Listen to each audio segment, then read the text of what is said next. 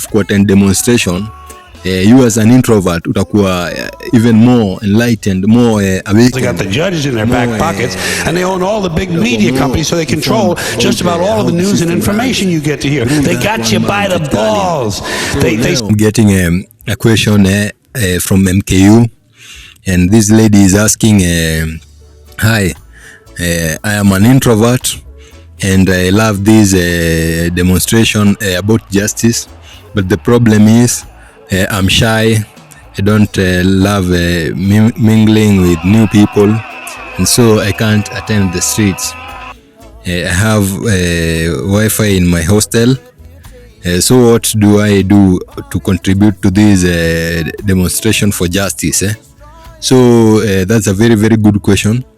And but there are very, very many things to do for introverts and those who can't or don't want to attend the physical demonstrations or to appear in the streets. And the thing I love to advise you is that having said that you have Wi-Fi in your hostel, then spend time on YouTube watching great change makers and great revolutionaries on YouTube.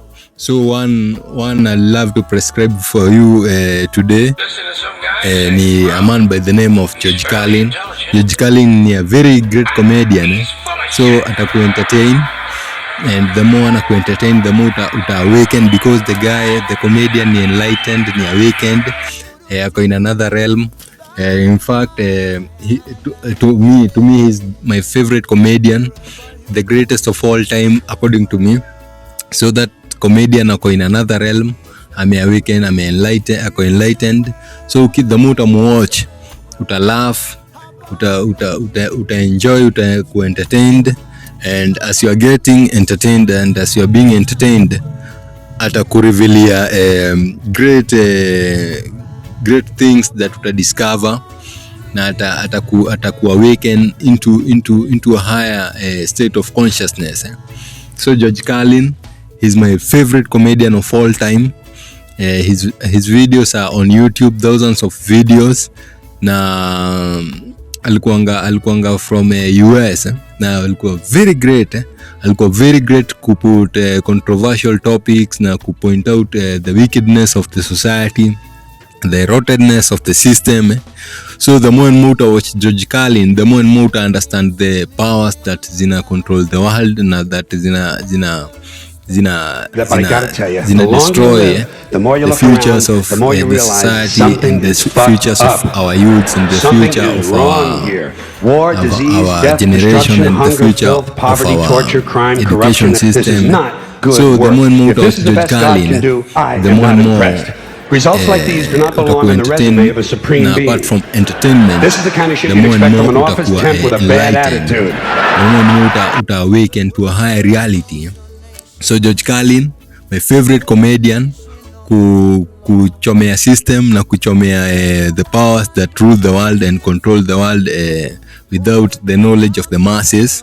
So by the time unasema utakuwa courageous enough to attend demonstration, you as an introvert utakuwa even more enlightened, more awakened, more utakuwa more informed about how the system runs through that one man, George Carlin. So Leo, just spend your day watching each and every one of his videos. But there's a reason. There's a reason for this. There's a reason education sucks, and it's the same reason that it will never, ever, ever be fixed. It's never going to get any better. Don't look for it. Be happy with what you got. Because the owners of this country don't want that. I'm talking about the real owners now. The real owners, the big wealthy business interests that control things and make all the important decisions. Forget the politicians. The politicians are put there to give you the idea that you have freedom of choice. You don't. You have no choice. You have owners. They own you. They own everything. They own all the important land. They own and control the corporations. They've long since bought and paid for the Senate, the Congress, the state houses, the city halls. They got the judges in their back pockets. And they own all the big media companies, so they control just about all of the news and information you get to hear. They got you by the balls. They spend billions of dollars every year lobbying to get what they want. Well, we know what they want. They want more for themselves and less for everybody else. But I'll tell you what they don't want. They don't want a population of citizens capable of critical thinking. They don't want well-informed, well-educated people capable of critical thinking. They're not interested in that. That doesn't help them. That's against their interest. That's right. They don't want people who are smart enough to sit around the kitchen table and figure out how badly they're getting fucked by a system that threw them overboard 30 fucking years ago. They don't want that. You know what they want? They want obedient workers.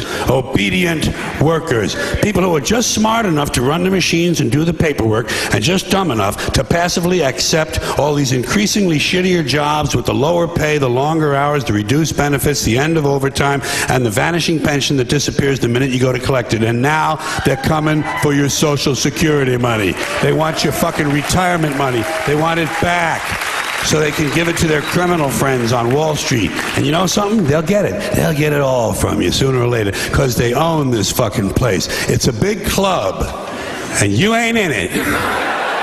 You and I are not in the big club.